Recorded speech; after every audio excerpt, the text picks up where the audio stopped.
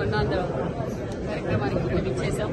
అగ్రరాజ్యాల్లో మన దేశం కూడా ఒకటి ఉండాలి అనే గొప్ప సంకల్పంతో, ఎందుకంటే 2047కి మనకు స్వాతంత్రం వచ్చి 100 సంవత్సరాలు అవుతుంది. 100 సంవత్సరాల్లో మనం అగ్రగామిగా ఉండాలనేదే ప్రధానమంత్రి గారి ఆలోచన, అదేవిధంగా ముఖ్యమంత్రి గారి ఆలోచన.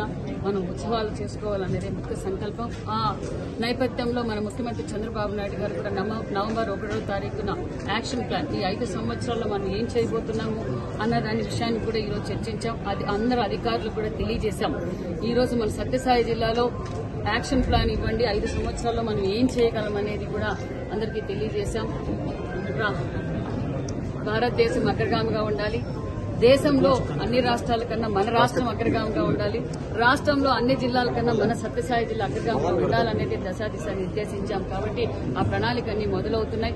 ఎందుకంటే మన సత్యసాయి జిల్లా రాష్ట్రం విడిపోయింది, రాష్ట్రం విడిపోయిన జిల్లా ఉమ్మడి జిల్లాగా ఉన్న అనంతపురం జిల్లాని సత్యసాయి జిల్లాగా మార్చారు. కాబట్టి సత్యసాయి జిల్లా వెనకబడిన ప్రాంతం, కానీ ఇక్కడ అన్ని ఫెసిలిటీస్ మనం ఇవ్వబోతున్నాం అనే విషయాన్ని ఒక పక్క చంద్రబాబు నాయుడు గారు మరికొన్ని పరిశ్రమలు తేవబోతున్నారు, ఇరిగేషన్ ప్రాజెక్టులు తేవబోతున్నాం, ఒక పక్క విద్యా సంస్థలు తేవబోతున్నాం, మెడికల్ క్యాంప్స్ పెట్టుకోతున్నాం, అన్ని విధాలుగా మనం డెవలప్ చేయబోతున్నాం. కాబట్టి ఈ ప్రణాళికలు తీసుకొచ్చి మళ్లీ నవంబర్ 1వ తారీఖున మనం యాక్షన్ ప్లాన్ ఇవ్వబోతున్నాం అనే విషయాన్ని కూడా మీకు తెలియదు.